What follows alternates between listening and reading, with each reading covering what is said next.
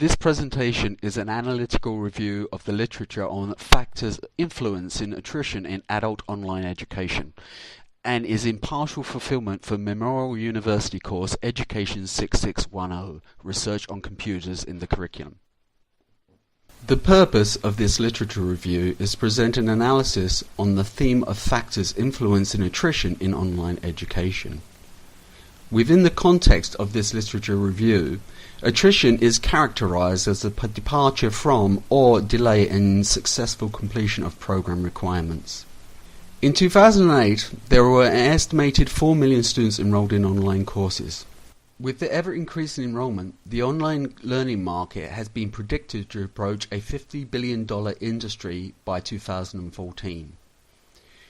With the ever-increasing popularity of online courses, corporations, community colleges and universities have embraced the convenience and flexibility of web-based learning. There is ever-increasing concern, however, about high online attrition rates. Some community colleges are reporting dropout rates 20% higher than in conventional instructor-led classrooms. High attrition rates have social, economic and educational consequences, such as institutions receiving less favour from their government regarding retention and enrolment rates, or stakeholders hesitating to invest in distance education. Studies have investigated possible reasons for high attrition rates. Different factors and conceptual models have been put forward to explain or describe the processes. Recent studies indicate that student attrition is a complex phenomenon that results from different causes. Further research is essential to curb the social and economic impact of attrition in order to fully harness the educational potential of web technologies. The 10 sources for this literature review were selected from amongst 40 peer-reviewed educational technology journals. The analysis only includes sources with the words or phrases of attrition, dropout, and online education as part of their title. All studies included research participants. Book and literature reviews and meta-analyses were excluded from this literature review. The publication dates for the studies range from 2001 to 2013.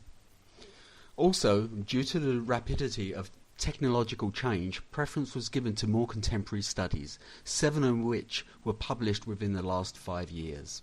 All studies were located via keyword searches against the databases Education Research Complete, CBCA Education, and the Education Resources Information Center, or via the Google Scholar search engine.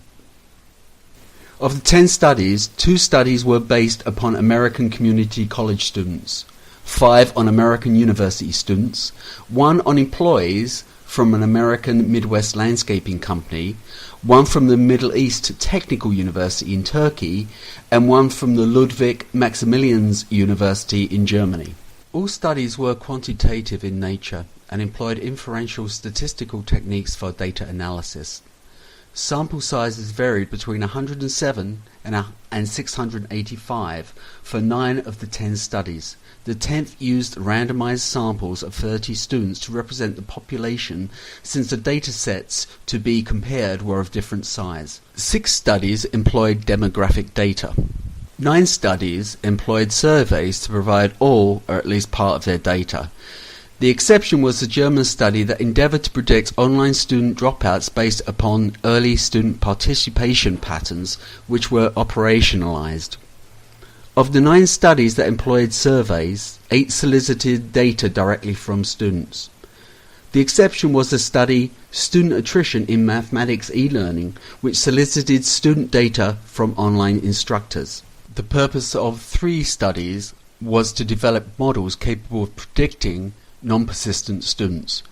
2 of the studies were case studies.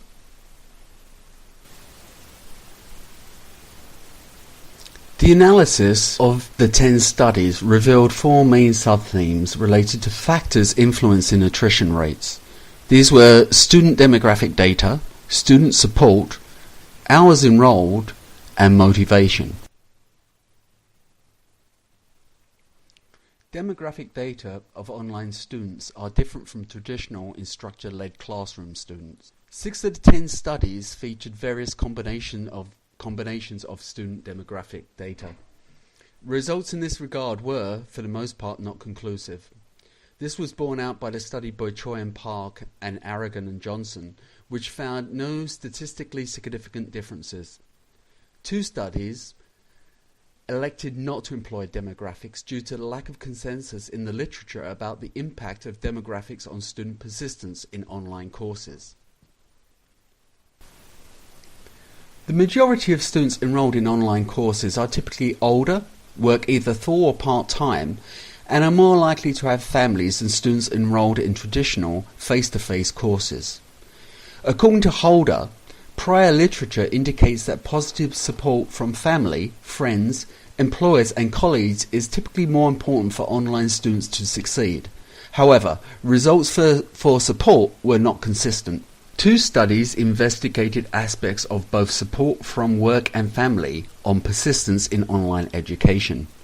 One concluded that non-persistent students showed statistically significant differences in their perception of family and organizational support.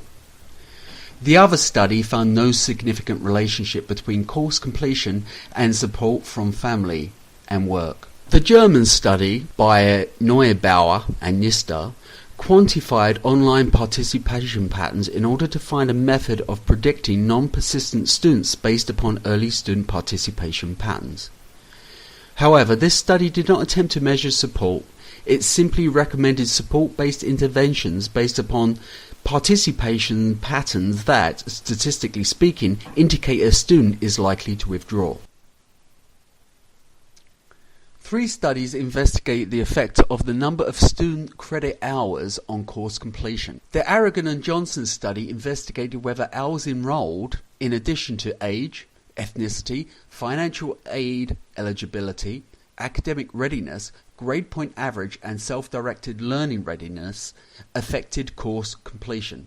This analysis revealed a moderate difference in hours enrolled, a low positive correlation for grade point average, and a low negative correlation for gender between those that completed and those who did not. Other dimensions indicated no significant difference. The study by Choi and Park found hours enrolled had no significant effect on student persistence, but found significant differences in students' perception of family and organizational support, and the motivational factors of satisfaction and relevance. The study by Finnegan, Morris and Wu was able to predict students' completion or withdrawal with an accuracy of 62.8%. It concluded that after high school GPA and SAT mathematics scores, hours enrolled was the 3rd most important factor in predicting student attrition. The internal factor of motivation was investigated in 3 of the 10 studies. The study by Choi and Park investigated the effect of motivation along with external factors and demographics.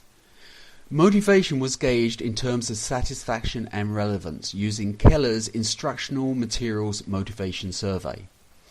The study concluded that dropouts showed statistically significant differences in the motivational factors of satisfaction and relevance, in addition to their perception of family and organizational support. The study by Dubois, Farley and Long, which measured motivation using a 4-item scale adapted from Noe and Schmidt, was inconclusive.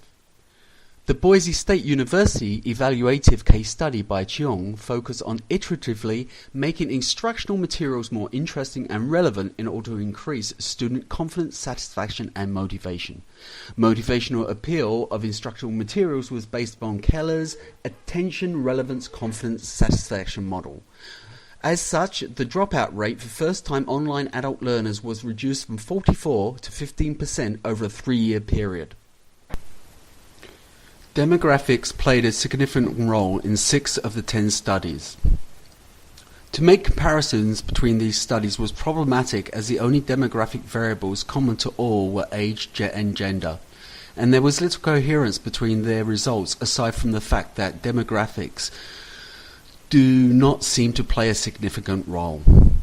One study found a moderate difference in hours enrolled, a low positive correlation for grade point average, and a low negative correlation for gender between those that completed and those that did not.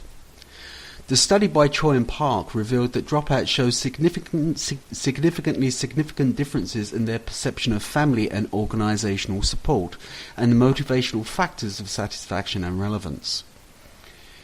The 14-month case study carried out by an American Midwest landscaping company found no significant differences between persistent and non-persistent students. The study by Finnegan, Morris and Wu, due to the limited number of males in the study, was unable to draw a statistically valid conclusion for males. The Turkish study found location to be the only determinant of non-persistence. The study by Hepping, Hunter and Hillegard concluded that extracurricular circumstances account for online attrition. Thus, in summary, there was little coherence between these results aside from the fact that demographic data does not seem to play a significant role.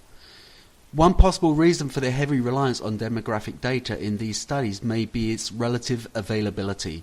All other data were obtained through surveys. Implications of these studies are manifold. Studies such as those done by Choi and Park and Choi, Kim and Lee highlight the importance of adult learners receiving organizational support and bring to focus the need for student-centered interactive web design, learning activities to improve and self-regulate student learning, and the need for instruction that has a practical purpose. Online courses should be designed in ways to allow adult learners to apply their learning to their real lives.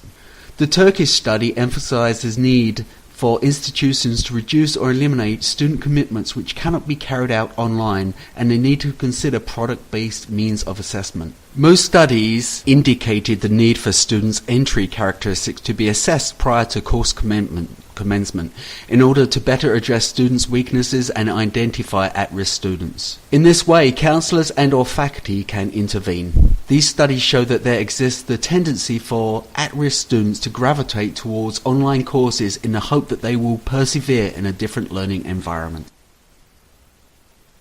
There are a number of limitations to these studies. The preponderance of these studies employed variables that showed no significant effect on attrition rates.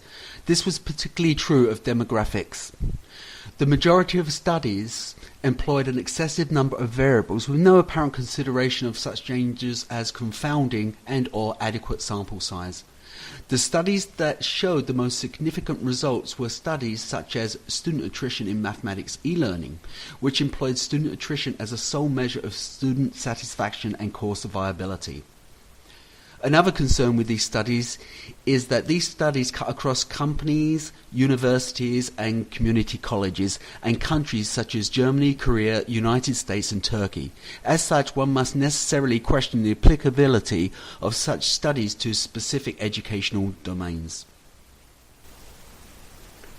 The evolution and proliferation of online education seems inevitable. Online education is not without serious challenges, however. The higher attrition rates compared with traditional instructor-led environments may arguably be the biggest challenge to effective online instruction.